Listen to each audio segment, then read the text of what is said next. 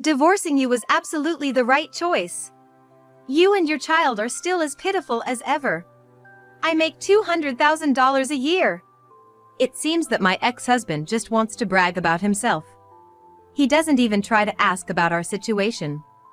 Oh, by the way, let me introduce you to someone. Hey, come here, this is my new wife, Harriet. He introduced me to his new spouse.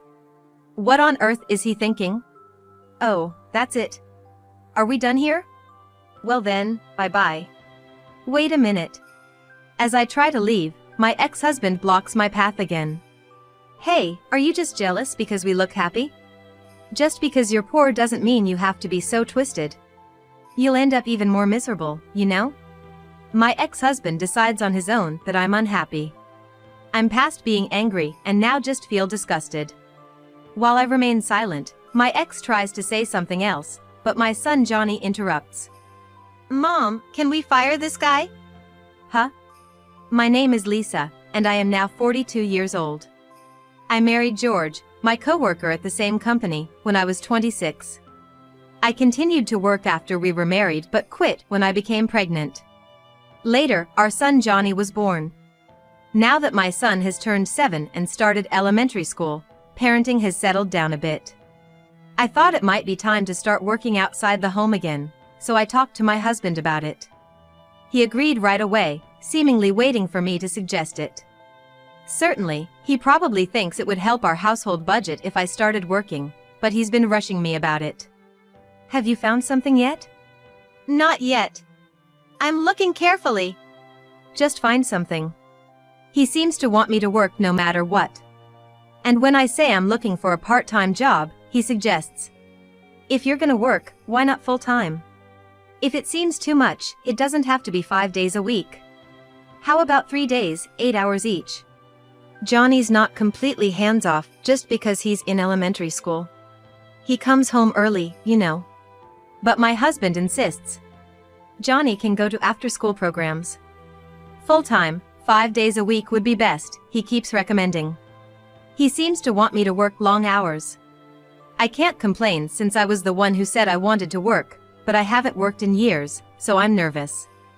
Ultimately, I'd like to get used to it gradually even if I do work full-time. I feel bad quitting if I find it too hard after trying. So, for now, I've decided to work part-time, about 20 hours a week. My husband complained that full-time would be better right away, but he reluctantly agreed when I said I'd consider it if I could handle it. I didn't think he'd care so much about our finances. I honestly found him a bit nagging about my job search, but I was also pleased. Better a spouse who considers the finances than one who's unconcerned about it, especially for a long-term relationship. But I would later realize this perception was mistaken. A few months after I started my part-time job, a message came to my phone. Wondering who it was, I checked and saw a very familiar name. It was my former colleague. And also my husband's current colleague. I thought it had been a long time and casually read the message. Then I was so shocked by the content that I raised my voice. What? What does this mean? This must be a joke. Long time no see. I saw your husband the other day, looking very friendly with some woman. I thought he might be cheating, so I sent you this message. The message was informing me of my husband's affair. It even thoughtfully included pictures. I was deeply shaken. The person in the photograph was clearly my husband, and the woman he was arm in arm with was a stranger to me. Even if it was a woman I knew, being arm in arm like that would be totally wrong. As I was reeling from the shock of the photographs, another message was sent.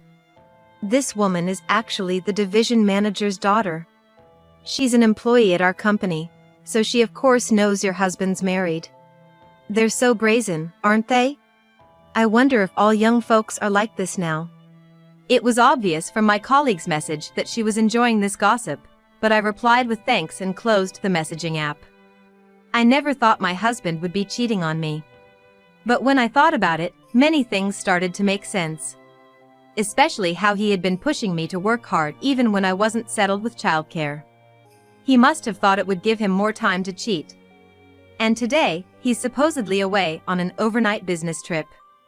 It's probably a lie to spend quality time with his mistress. The next day, when my husband came home, I confronted him immediately. I knew that if we were going to divorce, I should keep a straight face and gather evidence, but I couldn't pretend everything was okay. "What is this all about?" I demanded, showing him the picture. My husband was taken aback for a moment, but quickly recovered and defiantly responded, "Ah, if you knew, then it can't be helped. It's exactly as you see." I was surprised. I had expected some kind of excuse. "The woman is the division manager's daughter, right? The division manager's destined to move up even higher in the company. You understand what I'm saying? To be blunt, I'd gain more from marrying this woman. It would guarantee my promotion. She's younger and prettier than you, too." He looked at me with a disdainful expression. I thought that if he cried and apologized, I wouldn't go as far as divorcing him because of our child, Johnny. But this attitude of his, what was this? He didn't seem to feel guilty about cheating at all. He even brazenly compared me to his mistress, saying she was better than me. Was he really this kind of man? I was so disappointed. As I remained silent, he grew more confident and continued, "Well, that's how it is. I think we should divorce.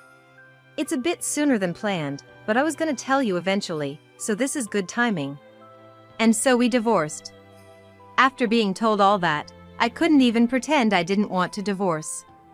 It was better for my mental health to quickly get the child support and divide the property, and then divorce. He paid the child support at the amount I asked for, and he gave me almost all the property. Naturally, I got custody of Johnny. He was planning to marry the division manager's daughter, so he seemed to feel that a little money was no big deal. When he left the house, he left with the parting words, "Do your best to scrape by. Raising a child on a single income won't lead to wealth. Unlike you, I'm joining the ranks of the rich. The division manager's family is wealthy, after all. We probably won't meet again, so struggle on at the bottom." Those were unbelievable words for a man who had a child of his own blood. I was relieved from the bottom of my heart to be rid of such a man. Although I felt relieved mentally, daily life was indeed hard. Even though I had received child support and property, I didn't have much savings, so I needed to work hard from now on. Working part-time alone just wasn't enough to get by. In the end, I had to quit my part-time job and started working full-time. I feel bad for Johnny, but after he finishes elementary school, I'm going to have him go to after-school programs on his own. Unexpectedly, I found myself working full-time, and everything became challenging all at once. When I come home from my unfamiliar job, I have to do all the housework by myself. My life has completely changed from before. Time flies by, as I'm too busy every day. Before I knew it, 7 years had passed since my divorce. But no matter how busy I am, humans can adapt. Now that Johnny is in middle school, he can mostly take care of himself. I think he's grown into a very responsible boy compared to other boys his age, perhaps because I'm always so busy. He even does the cooking and laundry for me. Thanks to that, I've been freed from housework and childcare, and for the past few years, I've had time for myself. Both my personal and working life is going very well. Now I can say it clearly. I'm certainly glad I broke up with that awful man. If I had continued to be married to him, I wouldn't have this life now. But one day, while my son and I were shopping at the local mall, I ran into that terrible guy. It was my ex-husband, George. I didn't notice him, but he started talking to me. "Hey, isn't that you, Lisa? Long time no see. You've really aged." Is that what you say to someone you haven't seen in a while? A person with normal sensitivity would never say that to a woman. I could tell in an instant that he hadn't grown at all as a person. I got annoyed within a few seconds of meeting him and snapped back. "Huh? You're the one who's aged a lot. I didn't recognize you for a moment." Honestly, George really had aged a lot. I hadn't seen him for 7 years, but it felt like he'd aged twice as much. His hair was thinning, and his belly was out, showing a complete middle-aged figure. I thought talking to my ex-husband was a waste of time, so I tried to walk away, saying, "Oh, well, long time no see. but I don't really have anything to say to you. See you later. But he wouldn't let me go. He stood in my way and started talking nonsense. Hey, don't be so cold. The family is all together again. Let's catch up for a bit. I didn't want to hear anything about his life. If there's one thing I'd like to complain about, it's that he stopped paying child support a few years after our divorce. Child support is not my right, but Johnny's right. The fact that he could talk so openly in front of Johnny, who was owed that money, made me irritated. But George didn't care about my mood at all. He started talking about his recent life, which I didn't want to hear. After our divorce, I remarried. I married the daughter of the manager who was in that picture with me. Oh, he's not a manager anymore, he's an executive now. And I got promoted to manager. I'm definitely winning now. To be honest, I don't care how much George has been promoted, it has nothing to do with me, and I'm not envious. All I thought was, why are you bragging about not paying child support even after being promoted? He's such a cheap man to not even pay a few $1,000s a month, even though he's winning. And to rub it in even more, George continued his bragging. Breaking up with you was the right choice. You and your son still look poor. I make $200,000 a year. In the end, George just wanted to brag about himself. He didn't even try to hear about our lives. I thought that any normal parent would be curious about their child's life, but he didn't even talk to Johnny, who was standing right in front of him. He's really a terrible father. Oh, that reminds me. Let me introduce you. Hey! George called over a woman who was looking at clothes in the distance. The woman came over, and I knew right away who she was. I had seen her in a picture before. It was George's new wife, Harriet. Meet my wife, Harriet. How about that? She's way more beautiful than you, isn't she? He introduced me to his new wife. What was he thinking? This woman stole my husband when we were married. I'm glad we're apart now, but back then it was shocking, and I did resent it at the time. I have no good impression of this woman at all. You'd think my ex-husband would know that, even though he's not the brightest, but he must be really looking down on us. He seems not to have the brains to realize even that. Oh, is that all? I don't have time. Bye-bye. I said goodbye, feeling extremely unpleasant. Of course, I don't even glance at the woman, let alone greet her. Wait a minute. As I was about to leave, my ex-husband blocked my way again. Stop it. There's no point in hearing about your home life. Jealous because we look happy? You're not just poor in money, don't be bitter in your heart too. You'll only get more miserable. My ex-husband arbitrarily decides that I'm unhappy. Mind your own business. I'm perfectly happy, so leave me alone. The most unfortunate thing lately is being spoken to by you. Even though I say I'm happy, my ex-husband doesn't believe it at all, and arbitrarily worries about my situation. Well, happiness varies from person to person, but being poor isn't happy. Don't push yourself. It's probably impossible for you to remarry with those conditions. I'm worried about you as your ex-husband, you know.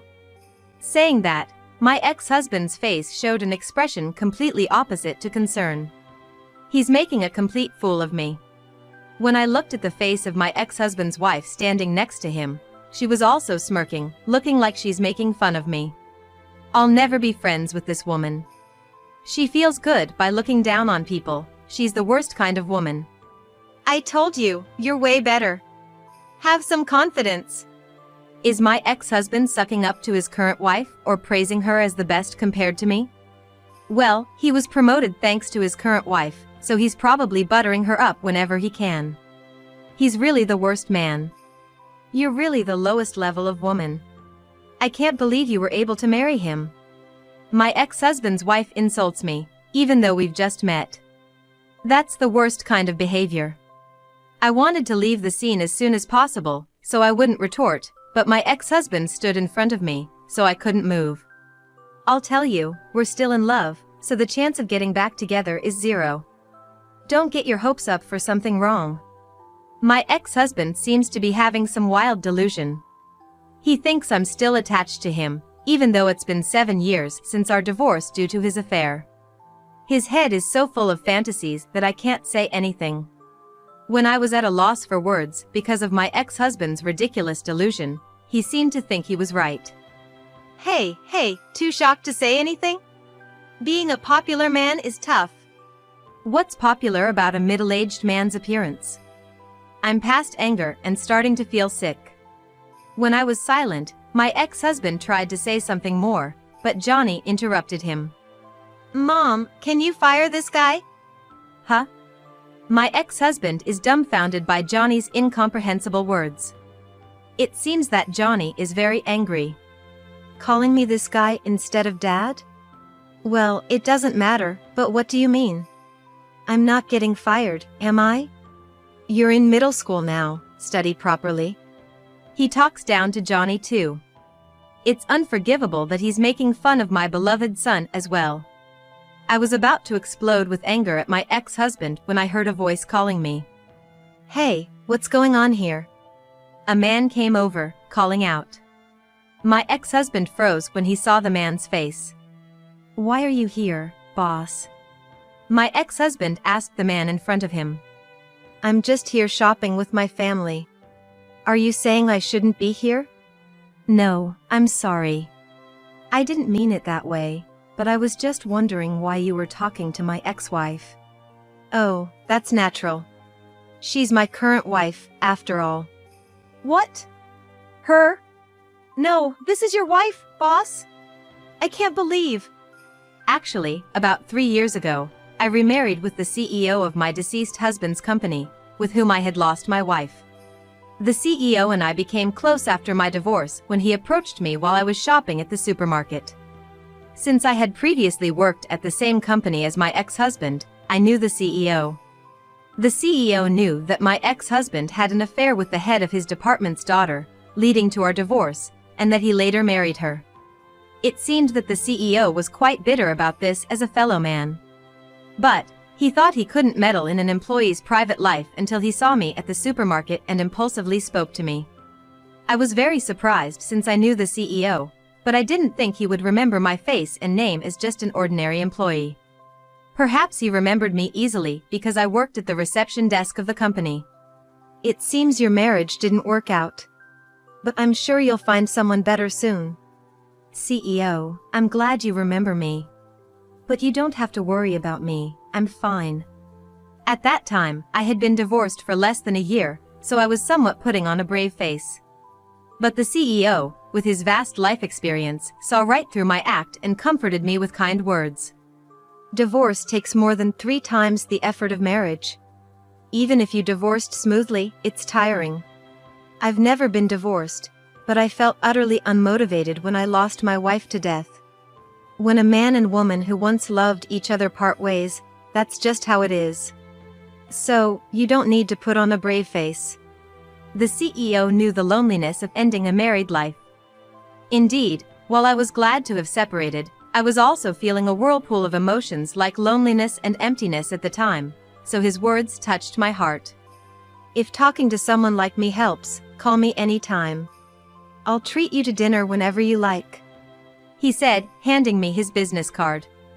I thought it would be too bold to contact him for about 2 years, but as time passed, I calmed down and wanted someone to talk to again. So I finally decided to call the CEO. Despite his busy schedule, the CEO made time for me and treated me to dinner. When I was an employee, the CEO was still a department head, and he had an unapproachable aura since he was the previous CEO's son. But once we had dinner together, I found him easy to talk to, like a nice uncle. Perhaps because I was no longer an employee, the CEO and I quickly became good drinking buddies. Then, about a year passed, and the CEO proposed to me with a serious look. You're kidding, Steve. Don't joke like that. I was told while drinking, so I thought it was a joke, but the CEO was serious. At first, I wanted to encourage you after your divorce, but being with you really calms me down. I haven't felt this way since I lost my wife. Honestly, I feel like I'm the one being healed now. If you're willing, let's spend the rest of our lives together. Give me a day to think about it. I said and consulted with my son. I don't mind. You should decide based on whether you like him or not, Mom. Since there was no particular opposition, I decided to marry the CEO. To be honest, I liked him. I thought he was just a drinking buddy, but I also felt truly healed when I was with him. We both felt comforted, so I thought there was no obstacle to living together. And when I heard the story about the president's deceased wife, I really understood that he loved her. Every time I heard that story, I thought how happy I would be if I could marry someone who loved me like that. To be honest, I even felt a little jealous of his wife. And so, we became a happily married couple. The president really dotes on my son, Johnny, as if he were his own. Perhaps it's because the president had no children with his previous wife, but they get along so well that they look like real father and son. I truly am happy now, just as I told my ex-husband. My ex-husband's face turned pale, trembling, when he heard that I married the president. He never expected the husband of his poor ex-wife, who he looked down upon, to be the president. Dad, this man was mocking Mom. Fire him. Johnny tells the president about my ex-husband without mercy. Idiot, no Johnny, what are you talking about? We were just chatting. My ex-husband tries to smooth things over, but it's clear to the president. You have a tendency to look down on people in the company. Johnny is probably telling the truth. I've heard some bad rumors about you from your subordinates. I think I'll investigate this, so be prepared. I never thought the president would take Johnny's words seriously and investigate the misdeeds within the company. The ex-husband apologizes to the president. I'm sorry, I might have been a bit harsh on your wife. Can you please hold off on the internal investigation? He's begging, even in a crowded shopping mall, showing how much he doesn't want the investigation. But this is practically an admission of guilt. The president is not listening. No, I'm going to proceed. By the way, your close friend, the executive, has a bad reputation too. I'll investigate you both thoroughly. Upon hearing this, the ex-husband's wife also apologizes. No. It's fine if it's just him, but my dad has nothing to do with it. If you must do it, please do it to him only. Hearing that line, my ex-husband started arguing with his wife on the spot. What do you mean? You're planning to abandon me? Don't joke around. There are plenty of men like you. Of course, my dad is more important. It's said that one should not interfere in lovers' quarrels, and it's completely shameful. We don't want to be associated with them, so we ignored the arguing ex-couple and left the store. Those selfish people will probably have trouble from now on. It's their own fault, though.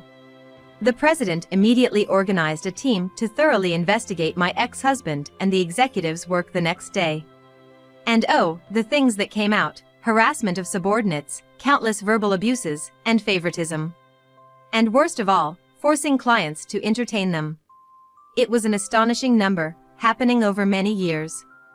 Abusing one's strong position to demand entertainment is totally inappropriate. In an era far from the old days, this attitude of exploiting their position for their own gain is completely out of line. My ex-husband and the executive were demoted and sent to a branch office in Nebraska. They probably knew this would happen, so they apologized again and again in the shopping mall. This means they knew they were doing wrong. Knowing and doing it anyway makes it malicious. They'll probably never get promoted again. According to the president, they both ended up resigning from the company. They were probably afraid of retaliation from the employees they had harassed and were now ordinary workers. However, it didn't end with just quitting. They were sued by the employees they had harassed. Since they were disliked by almost all the employees, there was a lot of evidence, and they completely lost in court. They were charged with enormous compensation and ended up in debt. The ex-husband's wife, whose family became poor, seems to have blamed her husband, and their marriage turned sour. They ended up divorcing soon after. Every day they argued, and the ex-husband took it out on his wife, so she might even sue him for damages, and the situation could become a legal quagmire. Seeing the downfall of my ex-husband makes me realize that it's best to live honestly and sincerely in this world. I was able to conceive a child with the president. I'm 42, so it's a late childbirth, but a healthy baby was born, so I'm relieved. Johnny seems very happy to become a big brother and takes good care of the baby, even feeding the baby milk every day. Steve is talking ahead of time, hoping that Johnny will grow up and help build the company. We're both getting older, so raising a child will be hard, but the fear flies away when I look at the baby's sleeping face. Thank you for being born. Mom's gonna work hard. I think as I